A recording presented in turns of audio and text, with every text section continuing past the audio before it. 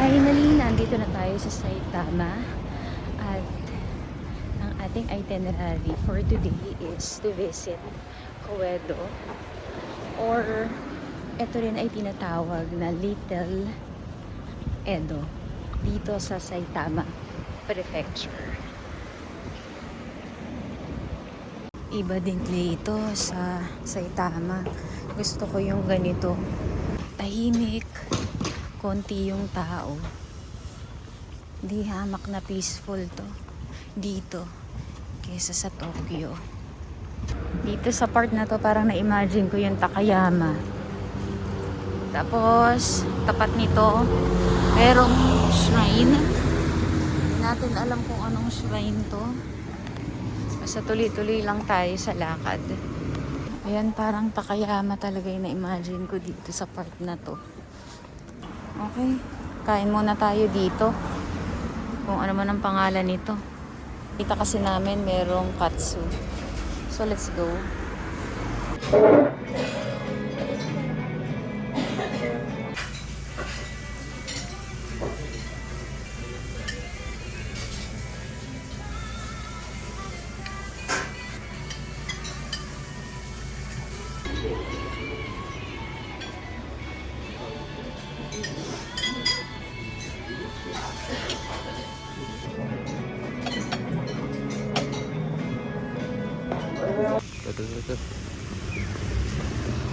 So ito ang information.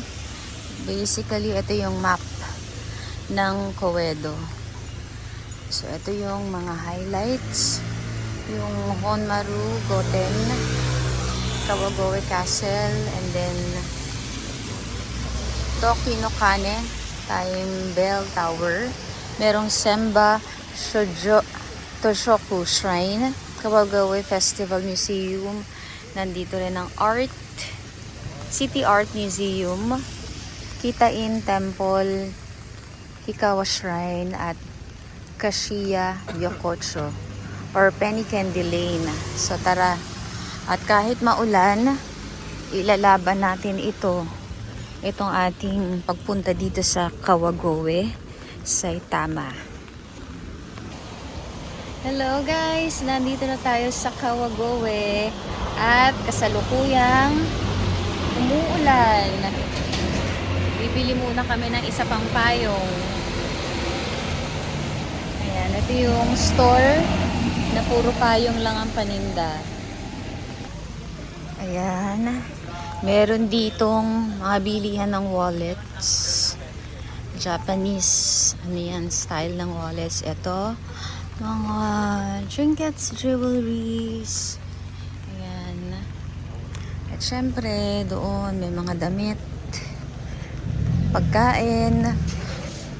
Grabe mga bahay dito, mga old houses pa talaga. Kumbaga sa atin, parang ito yung mga counterpart ng ancestral house ng Pilipinas eh. Sa kanila ganito oh. Ang ganda oh. Paano nila preserve yan? Sobrang pag-aalaga. Ito pala pwede ring mag-rickshaw. Ayun oh. Kaso umuulan eh. Alanganin tayo sa rickshaw. Maganda sana maka-experience dito. So, di natin alam paano tumawid dito. Walang light. So, siguro dito, antayin na lang natin kung pagbibigyan tayo katulad nito. Oriental. Ito, mga kakaiba din dito, oh. Ano itong mga to? Mga stones. In fairness, ang bango ng tindahan na to. May kakaiba siyang amoy. Ayan, meron na ata ditong cologne. Hindi natin kasi mabasa eh, pero ayan siya. Tapos may mga beads din. Ayan. May mga bracelet. Ito mga charms for sure. And ito yung mga price nga pala ng mga stones. I think mga precious stones to eh. Nasa 990 to 1,100 yen. Meron din palang 880 yen. Okay. And then dito ay Ayan, mga souvenirs and books. At sa loob, merong mga phone case.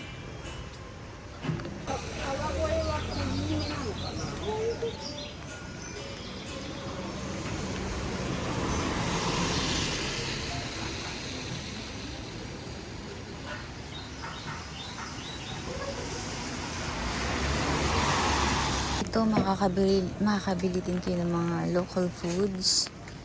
Ayan, hindi ko alam kung anong mga yan. Pero mga local foods yan. Ayan, mga pampasalubong. Meron ding free taste sila. Kanina pa ako nakakakita ng pickles dito. Parang sa Kyoto, madami ding mga pickles. So this is the Little Edo.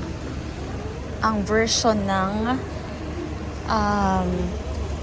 Kawagoe Saitama. Ay, wow! Ito si Snoopy. May Snoopy din dito. Baka mahilig kayo sa Snoopy. Ayan. Ayan. Across the street, mayroong tindahan ng chopsticks. Ganda dito. Tahimik lang. Kalmado. Kumpara sa Kyoto. Parang feeling ko dito, ito babalikan ko to. Kasi umuulan ngayon eh. Some other time na makakapunta sa Saitama ulit. Or kung pupunta kayo ng Tokyo, etong Kawagoe is 30 to 60 minutes away from Tokyo. So madali lang siya puntahan. Mabilis-bilis, medyo madaming salin. Kung merong Snoopy, meron ding Miffy. Ito yung Tokinokane or Bell Time Tower. Isang famous landmark dito sa Kawagoe. Ayan siya. This is Tokinokane, the famous Bell Time Tower dito sa Kawagoe. Ito must visit to, kaya puntahan nyo to. Ayan siya. Yari sa kahoy. At nung sinuunang panahon, ito ang nagsisilbing Bell Tower dito sa lugar nila. Tingnan nyo naman yung paligid. Ganyan yung paligid. Ganyan kaluma. Napakaganda. Well preserved. Ito guys, so meron pa ditong activity na pwede nyo gawin. Handmade chopstick store. Purchase and make your own chopsticks in 30 minutes. May English instruction. Ito siya. Ito. Kung ano matang tindahan na name na to. Ayan siya. Ito maganda mag-picture-picture eh, kung di lang umuulan. Kasi ang konti ng tao dito. Ayan o, makaka-aura ka talaga dito. Tapos pag dito nagkimono ka, ay nako, lahat ng anggulo, wala masyadong ano. Starbucks. Oo, wala masyado ditong makaka-distract. Tapos ang ganda ng Starbucks dito, oh. Ay, wow. Ano, try natin? Sige. So, ito, umorder muna kami dito sa Starbucks.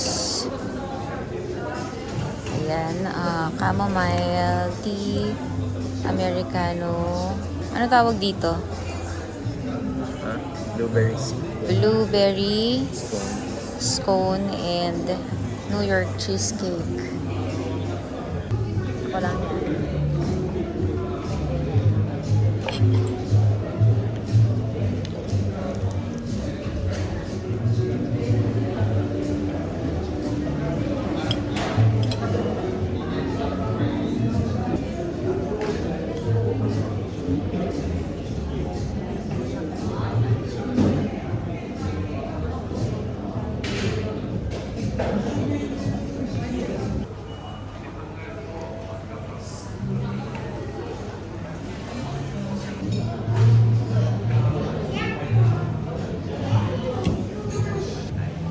Done with our merienda here in Starbucks. Bago bumalik sa Tokyo. Gusto ko magkaroon ng souvenir dito sa pagpunta namin sa Kawagoe. 学生さんたち。これ時に作って。だから今はね全部この辺が重要的建造物が保存地区だから。 Ito gusto ko nito. Drawstring na bag. 今こういうことやる。あ、そうですか。これだけ。 Guys, bili tayo dito ng mochi. Ayan. Daifuku. Ayan. So, bili tayo ng Daifuku dito sa Benzaiten. Nakalagay dito, the best Japanese sweets are here. O tara, since nandito tayo sa Kawagoe, try natin yung version nila. This one is sold out, the kiwi. Sold out. Ayan. And these are available. Mango, melon, strawberry, watermelon, sweet orange. Okay. So, per piece, the price is 750. Big and small. So, papunta tayo sa Hikawa Shrine. And ito ay must visit din dito sa Kawagoe. Kaya kahit umuulan, go tayo. Dahil dinayo natin to from Tokyo. Diba? Ginusto natin to kahit umuulan. 15-minute walk yung Hikawa Shrine from Bell Tower. Time Tower or Bell Tower? Yung pinanggalingan natin kanina. So, from the area na kanina, Old Street, na shoppingan, kainan, marami mga iba't ibang resto, food trip, nandiyan lahat. Ngayon naman, papunta tayo sa isang sikat na shrine dito. Medyo malayo, pero since nandito na tayo, so tara. Napakatahimik naman dito. Ang tahimik dito. Ayan o. Halos wala kang makakasabay. Meron mga ilan. Pero hindi, bilang kahit yung mga sasakyan dito. Bilang kahit nasa main road na. So, nandito na tayo sa part ng neighborhood going to Hikawa Shrine. At medyo maulan pa din. Pero, laban lang. According to Google Maps, dire-diretso pagdating doon sa crossroad, kakanan tayo. So, ngayon nasa neighborhood na tayo. Napakatahimik. Sobrang tahimik. Dahil ba may pasok ngayon? Friday ngayon eh. So, yung mga estudyante siguro, this time, nasa school. Alauna lang kasi ngayon. Napakatahimik. Nakakabingi. Yan talaga yung right term. Ay, nako. Pero masarap maglakad.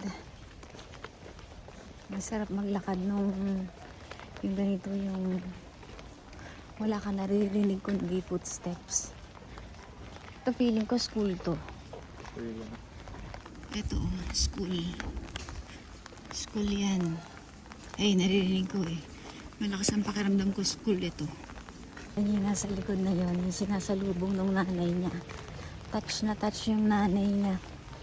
Nung nakita yung anak niya, hinatid nung, ko siguro teacher ata yun. Panayang arigato, panayang bow. Nakakatuwa, ang sweet. Ang sweet ng eksena. Yung mga Japanese kung makapag-arigato. Parang walang katapusan. Parang walang bukas. Panay-panay ang arigato. Ang dami, mga 10 times. With bow ng bow pa yun. Guys, ito na yung entrance ng Hikawa Shrine. So, stop muna tayo kasi ayan, may stoplight. Hindi pa tayo pinag-go. So, ayan. Mag-offer lang tayo ng prayer dito at konting video. And then, off we go.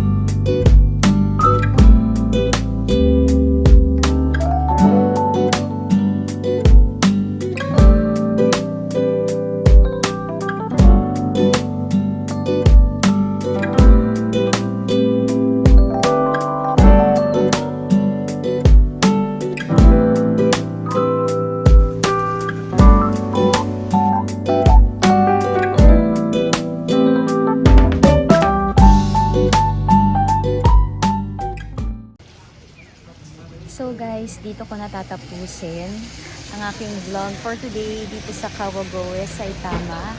And napili kong tapusin ito dito sa Hikawa Shrine after mag-offer ng prayer.